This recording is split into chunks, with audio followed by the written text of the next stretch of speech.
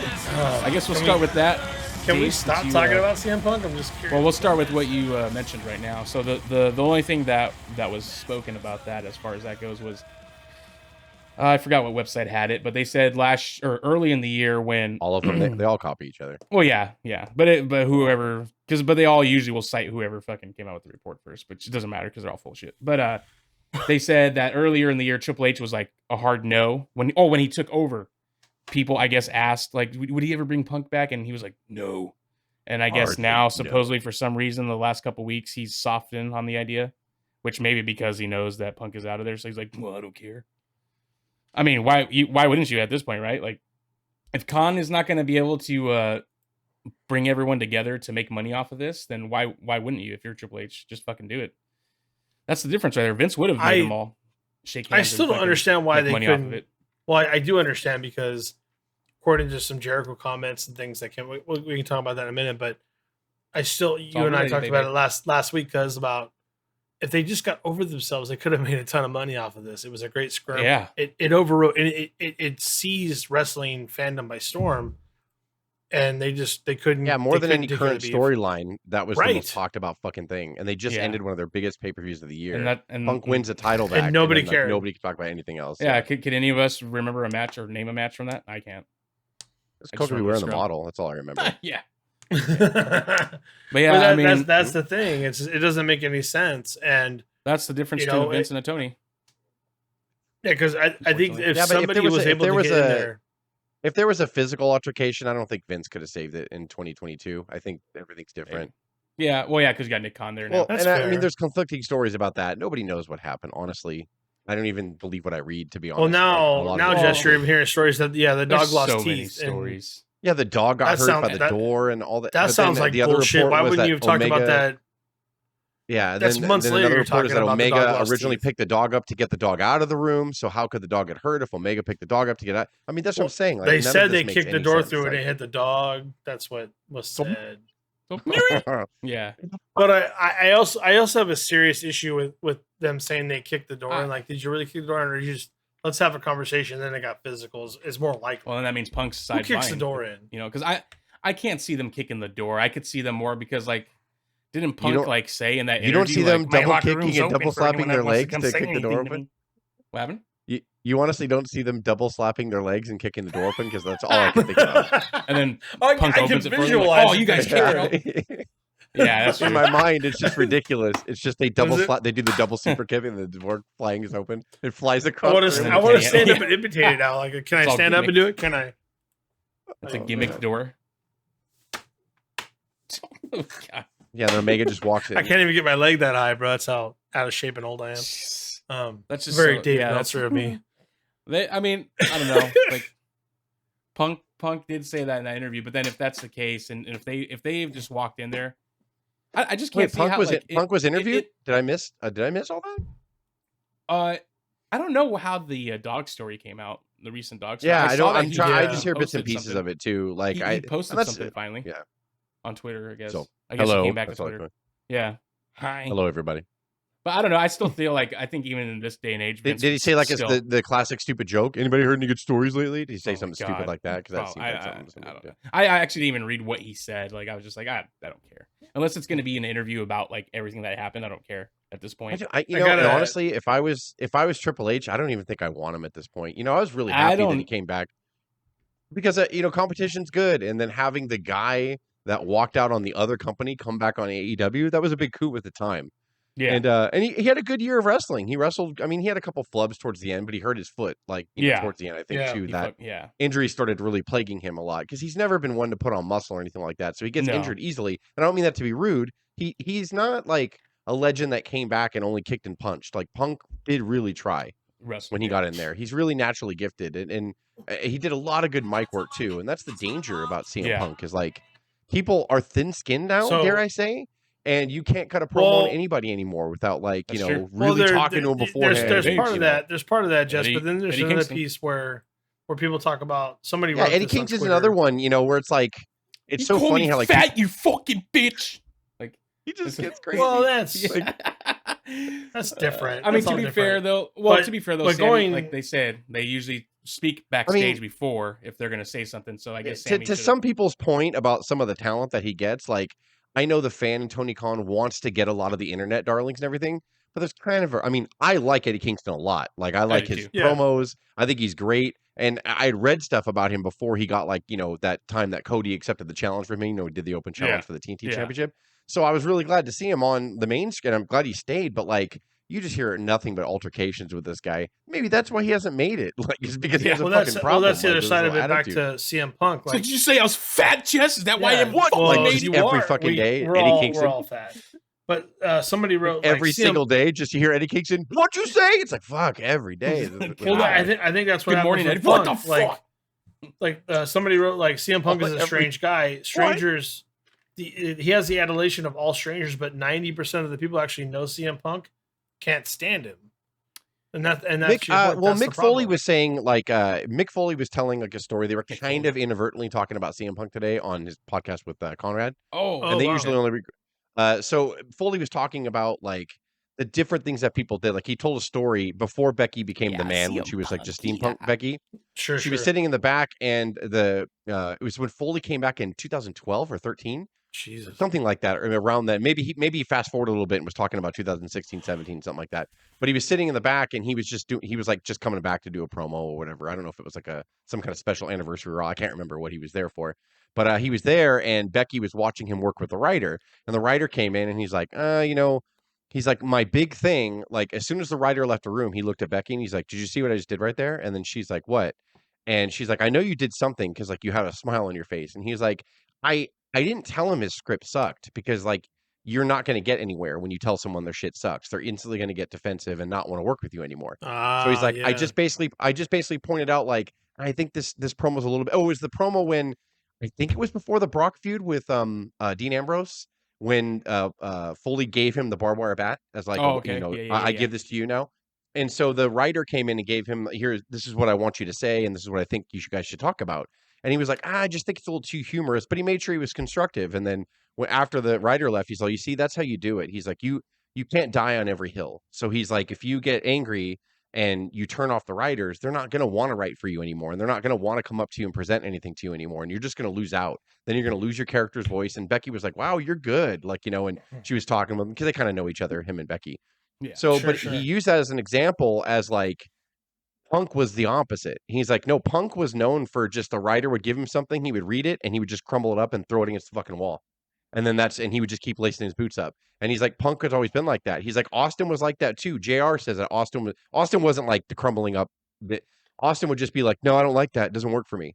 And then Jim Ross would get mad at him and go, well, fuck, Steve, what does work for you? Can you fucking tell me something? Can you just stop saying no to everything and give me a fucking example of what you want to do? And then Austin would look at him and be like, that's not my fucking job. That's your fucking job. Like, and yeah, he was like, because Austin was just, in that, because Austin would give his input. Austin Punk, Well, Punk I think he meant it like he's like seeing Punk. Mick Foley said good things about him. He's like, I don't have anything bad to say about Punk at all. But he's like he was just different like that. Like, whereas Austin was only like that to certain people. He was like that to Vince and JR. It was like, well, you fucking figure it out. You're the fucking boss, like, whatever. But Austin did have a lot of input, and so Austin would give his input. When it was him with the wrestlers, he was totally cool. Like, yeah, and JR would just always be like, well, fuck, goddamn, Austin, why don't you give me something to work with here? Like, and it was just more of like, but Foley's illustration was like, you could either try to die on every hill, or you could just be like, sometimes I might hate this script. I really might want to wipe my ass with this script right now, but I'm not going to do it. I'm going to constructive critics to say, you know what? Maybe this is a little too funny for the scene here. Maybe just make me not so funny in this and make it a little bit darker or whatever, like, and he was using that. That made me think about it. Say is, hey, this is great. Can I give you, can I add something to it?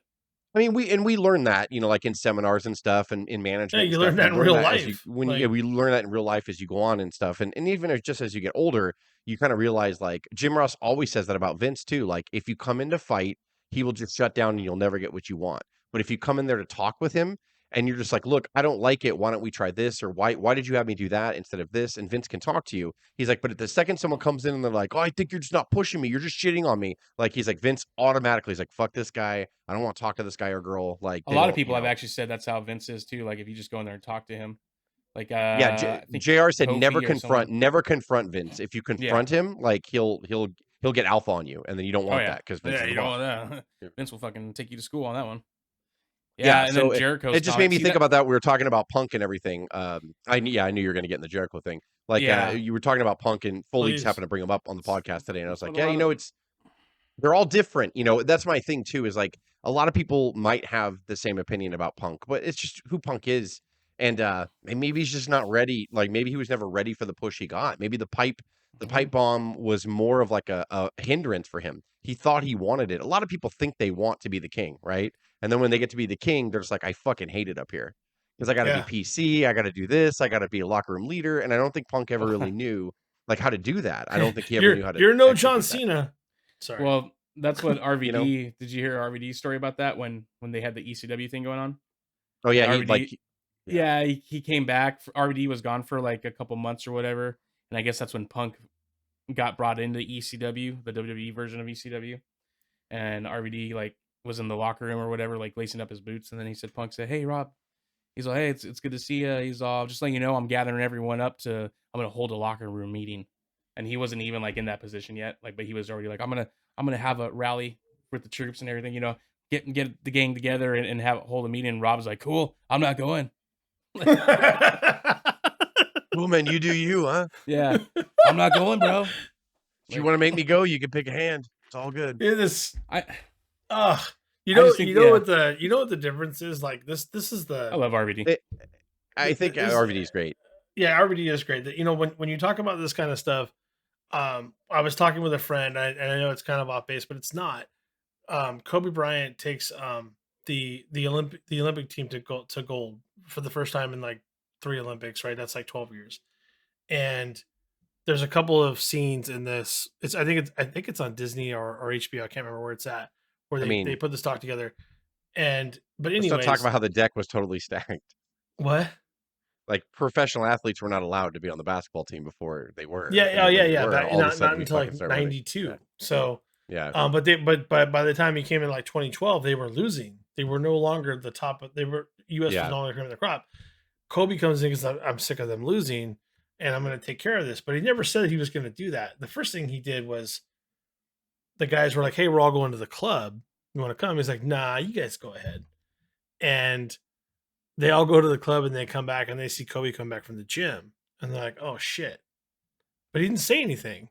And then there's a scene where, there's a game where they're going to play Pau Gasol in Spain, because that's the team he's on, because that's where he's from. And he's like, I already know what the first play is going to be.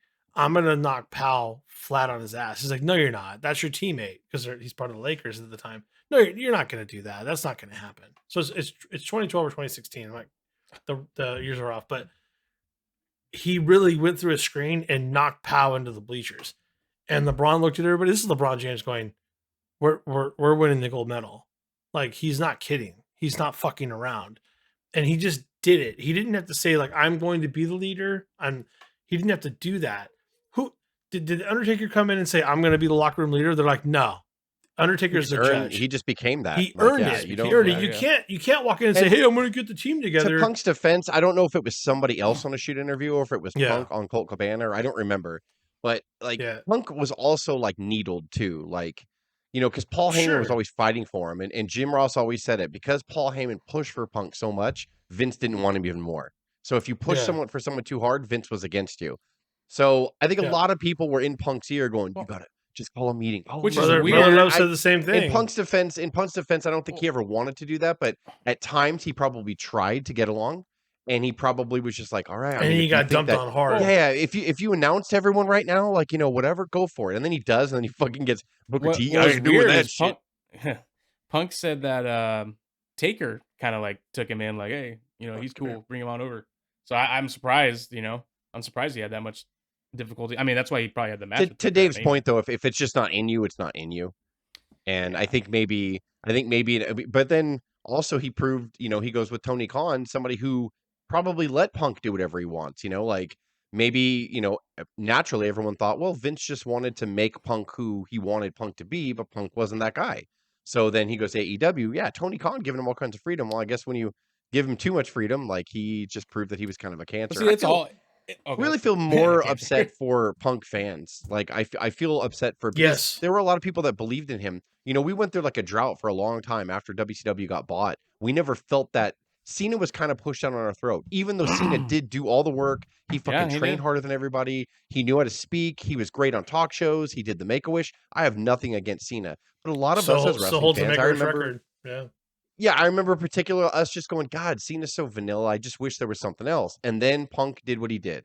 And then we were like, I hadn't felt that buzz in a long time since the Attitude Era where people were talking. Yeah. Remember when he won the title and nobody knew if he legitimately had a contract? Of course he had a contract. But we thought for a minute that maybe he didn't, that Vince allowed someone to win the title knowingly. And remember he posted on Twitter, was it Twitter or social media, the belt was in his fridge the next day? Yeah. Like, I'll never forget, everyone fucking talked about it. News media outlets were covering with the fridge picture and everything. It was amazing. And I wasn't like an overly fan of CM Punk. I just hadn't felt that kind of that energy in a while. And then they neutered him, and then you felt them neuter him. You felt them overtell his story. You felt it. So I felt his frustration. So when he left, I wasn't surprised that he hated WWE because it seemed like they shit on him a little bit, and it seemed like the physical issues he was having. Yeah. But it seems like some of it's true too. Some of the but then he got exactly. And I think that's sad. I feel bad for Punk fans because he finally comes back on Rampage a little over a year ago. It was a big deal, and it was like this rival company. Fans were crying. It was amazing, and it was sad. I feel bad for CM Punk fans. It's because, moving, like, Jess. The whole thing is very moving. We believe in these characters. It's why we still watch it. When wrestling is done good, like it's done great, and you fall for it. But I feel bad for CM Punk fans because, and I know what it's like. My hero kind of was a Pete. I mean, I'm not saying Jess, you're totally right. I have another thread that I follow. Hogan doesn't know how to give back. I'm disappointed in him because that's just it. Right? I want Hogan in the locker room. Like I hate to say it, like Michaels is doing, and Triple H. You can say what you want about him, but they've given back so much. They've come back around. They're giving. It's crazy. Yeah, it's crazy. They're doing it. It's weird. And I would love to see. I would love to see Hogan do something like that. But instead, I wish you're saying DX is running the show. What? Okay. I always wanted to see Hogan come back as like a manager of a faction, like a fucking heel, like a bad He wouldn't commit to it. He wouldn't believe it.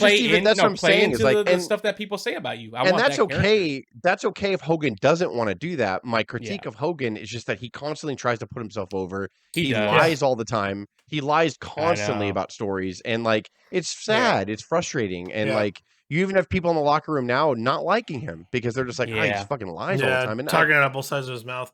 It's a different level. Going back to the faulty of the CM Punk that's even more sad. I literally have another thread. He's fucking almost 70. I know. It's sad. I have another thread that I follow on just a text thread, but they're all AEW fans like big, brother? And they're all saying they're like, man, Dave, you know what? I'm sorry, you were right about Punk and I was wrong. And I'm like, dude, it's not like that. It's gonna be okay. AEW is still gonna be great. By the way, I told you guys why I stopped for a reason. Yeah, well, he struck a chord with you early on. But I had my reasons. I felt like he was fake at that point. Well, you want to call it the sport that made you fake? You're fake, pal. Because you think you're going to do good in UFC, and then you didn't. That's why you're fake, pal. I felt I just to Jess's point. It's so I feel crazy, right? Like I do feel for them. He makes a big deal. He walks out. All the time. He did that. Oh Jesus! I would never sing that song. Here we go. I would never sing that song. Like it's crazy. He does the interview that blows everybody's mind. He kind of, again, he gets that crackle of energy that hasn't been heard in a while. He walks out, which also, I mean, Austin kind of walked out before, but it wasn't like they downplayed it quite a bit. Even though Vince the next week on Raw, that fucking fuck you, like, and got out there or whatever. But it was weird. You always thought redneck white trash piece of shit, fucking bitch, like. But you always knew there was a relationship with Stone Cold and Vince that would somehow get repaired, and it did, and he came back and all that stuff. But with Punk, you felt it was different, and the way he dissed Triple H when he left, and like all that, it was crazy. And then he goes to UFC and just gets obliterated. It doesn't even do. You can't even like find anything positive in that run. Even if you tried. Like, I mean, even the way Joe Rogan talks about him on the podcast, he's not athletic. Like he doesn't have an athletic build. He's not an athlete. Like the UFC guys. Yeah. He just doesn't have that. And I feel I don't even know how he made it so far in wrestling now that I think about it. when he finally came back in AEW, I was like, okay, cool. Now he can right the wrong. Now he can show people, hey, look, I had a lot to give. or whatever. Yeah, and then Tony Khan just went all in, and then fucking like pun intended, all Tony in. Khan wouldn't fucking be worrying about hugging everybody. And then yeah, he just now come on, that's not fair to say either, because Triple is. H, all him and Shawn Michaels do is uncomfortably hug people after they win belts. You know that. Oh, backstage, yeah. Yeah, but well, where there's cameras every time in front of a scrum. But yeah, I mean, at least it's like, hey, good job. Scrum's got a, yeah, the scrum's got a. He's like desperately hanging on like a puppy dog. Yeah, like he just like loves them. You're just doing it because you want people to wait, has there been a pay-per-view since? No, there hasn't been a payper-view since the Punk thing.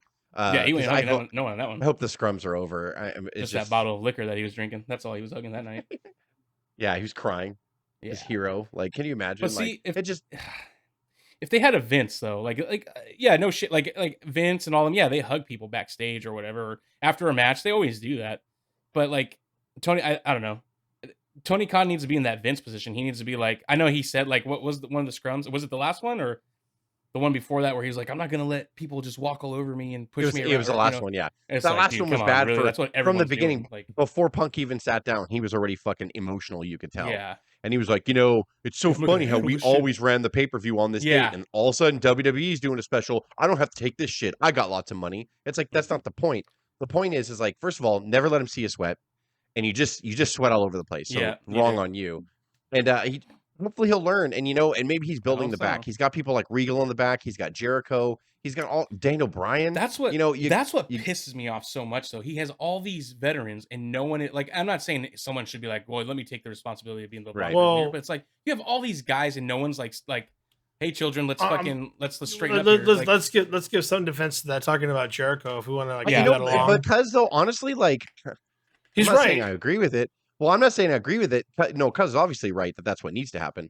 But I mean, like, people are fucking vaginas. Like, sorry, I probably shouldn't even say that. That's awful for me to say. No, that's right. But that's true. People are bitches, and like, even if you get someone that's just like trying to really legitly, all right, guys, you're gonna get someone tweeting on the side, fucking Jericho coming in here like he's my dad. You know what I mean, or whoever. That's the problem. I don't know if it can happen like that anymore. Well, I don't know what the answer everyone, is. Like, look at Adam Page. How he said, I don't need to take lessons from veterans. But then if you have a veteran that wants to say why you should, then like, oh, what are you trying to do, you boomer? You're trying to force your fucking morals on him, you fucking piece of shit. It's all a mess. And I think the only reason why WWE still kind of has that structure is because, well, there's a lot of different people in charge. It is Triple H and Shawn Michaels, but there's that Nick Khan, and there's like a bunch, and it's a publicly traded company. I think we would critique it 5 to 10 years ago about how they were turning it all corporate and sterile, and we didn't like that as wrestling fans. But you know what?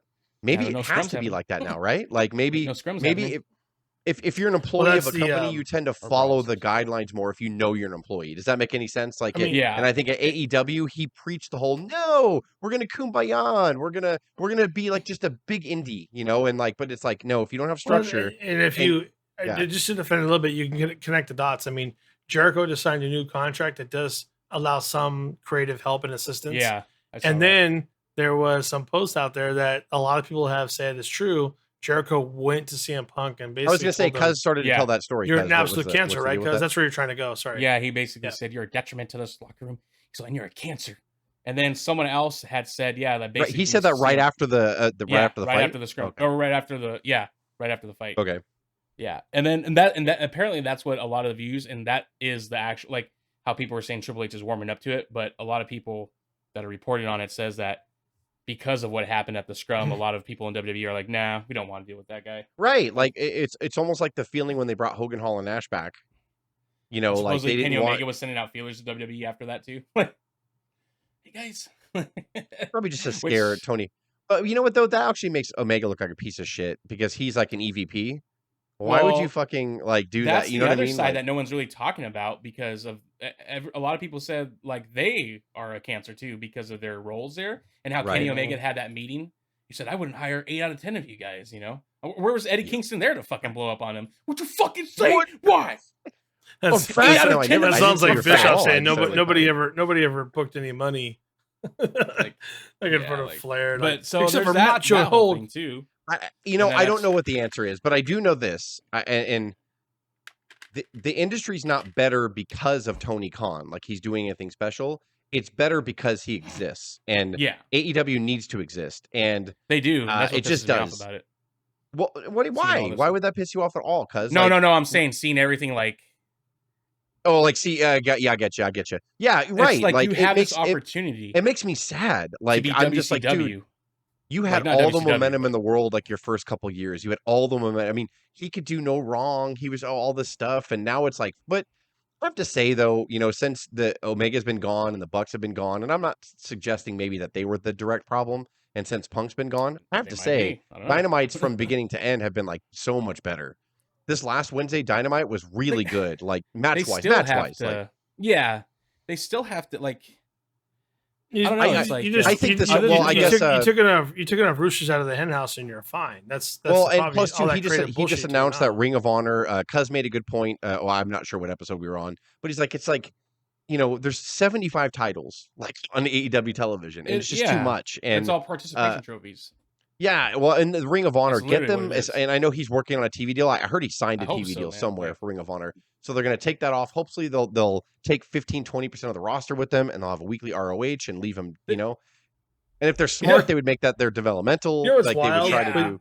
We're like 27 minutes into this. We have not talked about WWE at all. Oh, that's fine. And that's crazy because they didn't we will get to it. Well, it's not even that. I'm just there are a few things that WWE want to blah blah Triple H. All I'm saying is like they're the best wrestling program on the week. I've actually at least on good. Everything's great. Well, at least on the abbreviated versions though, on the abbreviated versions of Raw and SmackDown, I'm actually watching them again. I'm watching them all the way through now. Like, it's awesome. Yeah, I'm watching the shows. I haven't watched the shows in a long time. It's a lot. It really is. It's good. The Judgment Day is the. That's crazy that right now we can say the Judgment Day is fucking great. Bloodline is great. The Bray Wyatt stuff is fucking interesting. Bloodline was great before, though. I have to say. I know. Oh yeah, they've been good for a while. That's true. The matches have been great. It's clicking, bro. It's clicking, and they're gonna be. They've got it together. They know what to do for at least the next year. So I watched SmackDown tonight, and it was really good. And yeah. The Bloodline, you guys have to go back and watch it. That thing was fucking. Is it funny. because I have to watch it tomorrow because I watch Hulu on the abbreviated, but because I'm cheap. I'll just say it. I don't pay extra for TV. But was it because of Sammy or something else? Sammy, but so the whole thing was because Sammy just makes it hilarious. Yeah, no, yeah, and that's why that segment was so funny because it started off as like, oh shit, like because Sammy and Solo were fighting the Brawling Brutes and they lost because Sammy and Jay were going at it, and they were arguing, bickering in the ring. And then all of a sudden Roman music hit and everyone was like, oh shit, like Roman's pissed, he's coming, blah, blah, blah. Roman addresses the crowd and then he's like, no, you two. Like he gets all in serious mode and you're like, fuck, he's all, I don't like putting backstage stuff in front of everyone. He's all like, you guys need to settle this now. And then Jay and Sammy were going back on the mic, like talking about it. And then Sammy's all, the tribal chief says we have to work it out. And Jay's like, I don't care what the tribal chief is. And then everyone just, like the whole energy got sucked out of the room. Roman got serious, and then Sammy fucking made everyone laugh. The rest of the segment, everyone was like, Jay was going like this the whole time, even though it was about him, and Roman was focusing on him, and Roman was like looking away. You could see Paul, like Jimmy behind him was like this. They didn't even show Solo because Solo was probably laughing, but it was like 2 or 3 minutes straight of them laughing and making jokes. It was fucking funny. I wonder. It fell apart in the best way. It was fucking great. I feel that like the end result will be good because I do trust Triple H and Shawn Michaels to understand. Yeah. But I wonder what the end result's going to be because Sammy, like everyone loves him. He's a face. Yeah. Really, the whole group's a face. Let's be honest. Like, I mean, they're a heel face for sure. But you also have to you still need the villain characters, right? Just because we all like the Bloodline, so everybody cheers for him. So that's fine. Except the boos that Roman got at Clash of the Castle or whatever was great. Like, I mean, it was just awesome, of course. But I mean, he's such a good job. He's going to be a villain. That's great. But Sammy is obviously in the storyline becoming the likable character. And you almost have to see them betray him. And then he's going to be an amazing face. I don't know how they're going to do it. And I can't wait. I like that I don't know. Yeah, I like that I don't know. That. Well, because there's other factors too, because it's like, how's Jimmy and Jay going to play in it? Are they going to split? Or are they going to, I don't know. Like, are they going to try to get a singles run? Jay could be the one that ends up going against Roman and dethrones him. Cody Rhodes coming back could be the one.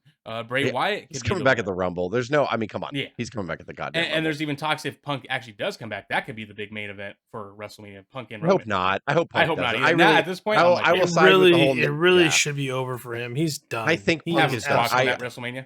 Have Roman squash him. I really now I can safely say after seeing what happened with AEW, he's done. Yeah. I don't think Punk is. I hope so. Like, If he does, but you know, because if you want to take a wager on that with Jess, I think he would partake. No, I'm not anymore. I'm not going to ever bet on CM Punk. No, because I really don't know. No. I'm saying just like you could be the one saying it won't happen, and Cuz could be the one saying it happens at Rumble. Then Punk will fuck me over again, and then Cuz will be right. Like, I'm not going to do it. Let's have a beer. Let's have a beer shoe. He's right and we're wrong. Shoe beer shoe. I don't know how it goes. But Punk has betrayed me too many times. I don't believe in him anymore. Well, he's betrayed. I think that's fair enough. I think and to your point, Jess, we talked about it earlier. There's a lot of fans that feel the same way. They're like, "Oh my god, he's not what I thought he was. He is not the person that loves wrestling." It was handed to him on a silver. That's why I don't like him even more now. I'm like, you botched an opportunity. It has nothing to do with anything you did on screen. And by the way, Jess, he's still going to get paid out because they're going to buy him out of a majority of his contract. He doesn't deserve that money. Yeah. But that's the thing that you have to think about too, because like we just talked about, like Austin and Vince, they'd clash, but they'd also come to an understanding and work together. Do you think it was just maybe Punk would just never come into an understanding? That might be what it, like maybe Vince would have been the one like, all right, well, I'm here out, but maybe Punk was just too like, oh no, you don't want to hear my indie. You're just holding me down. Yeah, ice cream bars. Really? It could be, right? I mean, we've all probably we've all probably worked with people. We've all probably worked with people like that too, where they just want to be right. Yeah, they just want to be right. And if you ever disagree with them, it's like they will just die on every hill and try to sell their stuff. And it's like, dude, no, that is not a real song. And there's not. I swear to God, if you make that song and you make it our theme song, I swear to God, that's our new O.W.P theme song. It's gonna be. Tomorrow it'll be ready. So what the fuck is this? On O.W.P. Well, who the fuck? What the fuck? I made a new theme song. I thought you'd like it. It's like an orchestra behind it. So. Well, and I don't want to end on a bad note, but no. Oh, I won't. Hogan's Beat Shop has an autograph signing for Brian Knobs in Orlando. Oh, that's good for them. Anyway, so that's a high note, right? That's not a high note.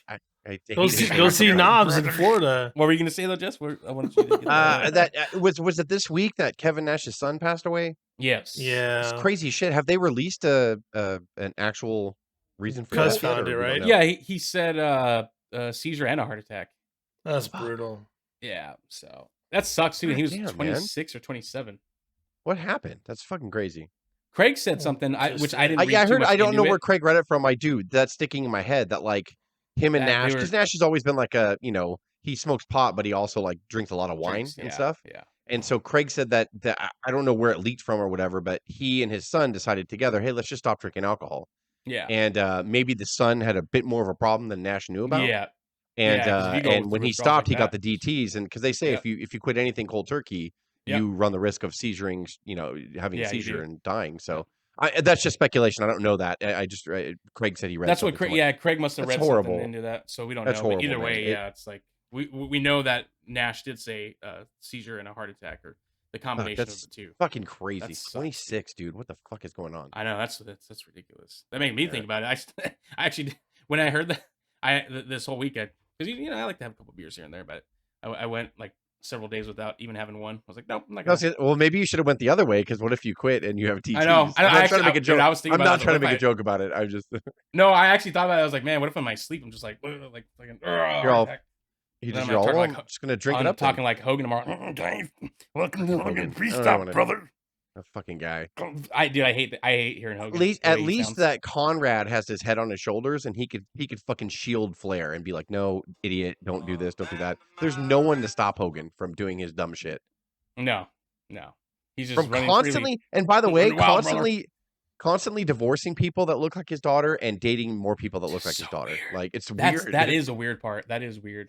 I will say that. Yeah, how is it every time? His new girlfriend now is younger, I think, than his ex-wife is now. Like hey brother, you look like my daughter, brother. Oh, brother. Everyone is a type, brother. You're my wife, brother, but you're my wife, brother that looks like my daughter, brother.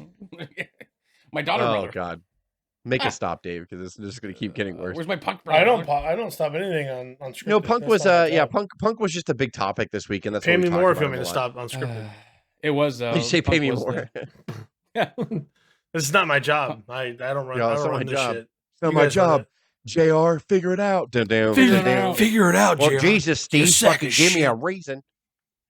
But yeah, job, I mean, I don't know. Do you have anything else you want to talk about, Cuz, or anything? But Punk just kind of it sucks because it's just died this whole story just died. They've been pulling out the investigation for the last couple of months, and then like you knew nothing positive was going to come out of this, and you knew like eventually they would have to just settle out of not out of court, but like to buy his contract out, and it's just fucking weird. I like think it's all time weird. for me to set my CM Punk shirt on fire. You know what's funny about the whole thing is like if that was we WWE, should make a special episode about that. We should. Yeah. It wouldn't have mattered because they're like, no, you're an independent contractor, you're released, get the fuck out of here. But they didn't do that at AEW apparently, not with him at least. Oh, and obviously, one thing to go off of that with the Punk stuff, we know that obviously it looks like the Young Bucks and Kenny are coming back because they got rid of or they had that video package where they're they'll fucking be there. They'll be there. I just wonder how that's going to be. But again, so when you talk about why Tony Khan lets contracts run out and not renew them, I think that's why. Yeah, we're not renewing your contract. He would release them months or weeks earlier. Sounds like they renewed a lot, but they don't because he's like, I gotta pay them. Jericho, I don't know about I think Kenny's is up in 2024 also, as well as with MJF. Supposedly MJF signed an extension. Let him go. Well, we should have touched on that too. MJF, I'm into it. I think they're getting close to squandering it at this point. He needs to win the title soon. So where I don't know where the Sammy thing is going with the bloodline, and I'm happy with that. That's a positive statement. I don't know where they're going with MJF, and he's got to be really careful because coming off this whole Punk thing and all that stuff, he's got some negative shit. He's just starting to put good shows back together. Tony Khan is with AEW, and MJF is hot. I don't know if he's ready to be face yet. I don't know if he should pull the trigger and make him full on face because I don't know if he knows how to do that. You don't have to. He's really talented, but he's got to learn. He's getting cheered like crazy, but you're right, and you're right. But just strap the title. I don't know if you make him let people chase him for a year. What's the problem? It'll be fine. But I don't know what that means though. No, I'm glad you used that language, Dave, or that terminology. Like, I don't know what that means, right? So if you turn him face and you let people chase him, I don't know if that's the best thing to do. I say no. What is a face MJF like?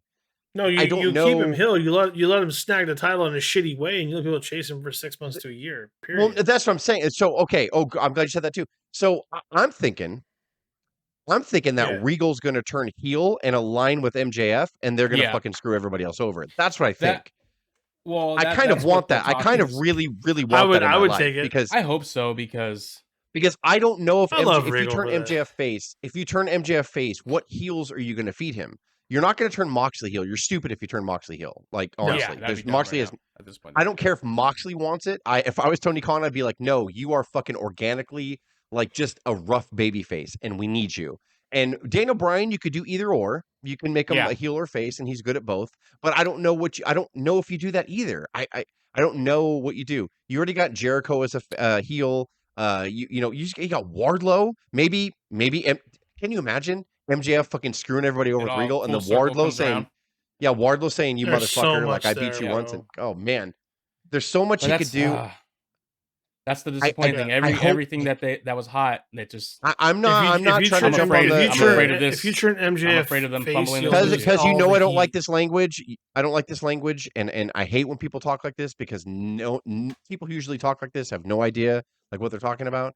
But if he fucks MJF up, I don't think that's very good for them. I don't either. That's his business might start taking a really big hit. Like if you can't make a big star, and it could still be a heel. Look at Roman. You can have a big heel for a star. Yeah, I think so too. To learn how to be a good face. Because Jericho said on his podcast too that when he's talked to MJF, when he was out, Jericho would talk to him and be like, when you're coming back, you're a baby face, right? And he even said MJF's like, please don't tell me that, man. I can't do it. I'm not ready. And he's like, we'll feel it out, but you got to have a good heel to balance MJF. Like Austin and Vince balance each other out perfectly. The reason why the Austin character worked, yes, it was starting to get cheers when he feuded with Brett. Yes. However, it went nuclear and over the top when McMahon decided to be that evil foil for him. Then it worked. I can't see of an evil person that's going to like match MJF, right? Unless it's Tony Khan himself, which I don't know if I want to see. But if Tony Khan himself is like, you fucking ruined everything, like maybe that would be great. Maybe then you get the heat that you need on him. But I think Regal turns on the what is it, the Blackpool Fight Club or whatever the fuck they're doing. Club, yeah. Because honestly, why have all that big name talent? Yuta's already made. Daniel Bryan should be on his own. Moxley should absolutely be on his own. The guy comes through from the crowd. He doesn't need friends. I wonder if they're sending all of them to Ring of Honor, maybe. like all those guys, and then Regal will he'll veer off from them. Maybe Daniel Bryan goes because Daniel Bryan's all good to go. Daniel Bryan will go to Ring of Honor because he just wants to wrestle. That's a good point. Exactly. And then they're going to split it up like that. And then Regal will go. I hope Regal was. Can you imagine Regal and MJF? Holy shit! Like well, that's what Alvarez was saying. Alvarez was saying something like that, maybe because something that I don't know if it's a saying from. And then it'll be MJF with Regal in his corner against Roman Reigns and no, I'm just kidding. No, well, even because did you see how MJF got beat up by the Firm? Yeah, they turned on him or whatever. So that's what Alvarez was saying. Like, like maybe it's gonna be. It's like a swerve. Something from the Bible. Yeah, like basically it's what like the devil says, something about like only the devil would be willing to sacrifice himself, or that's how evil the devil is, or that's how the devil will continue to trick you, is that he'll sacrifice even himself. So maybe that was all planned, him being turned on by I would love it. That would be awesome. Because to me, that would be the only clever storyline. That's what I want. I want MJF as heel champion and Moxley chasing him, or whoever chasing him. Well, no, it needs to be Wardlow. It has to be Wardlow. Well, eventually maybe Wardlow. I think eventually away. Wardlow. Yeah. Maybe you send Moxley away then to Ring of Honor because there's a self-written story with Wardlow just waiting. That's what I'm saying. Yeah, that there. Needs to be the one. Right there. That needs to be the one right there. That needs to be the one. And we use the ones and use the twos. All you other podcasts. That was unscripted. Fuck you, bitches. Take me to your master and enslave me with your knowledge of a universe so vast, and tell me the stories of the warriors of our past.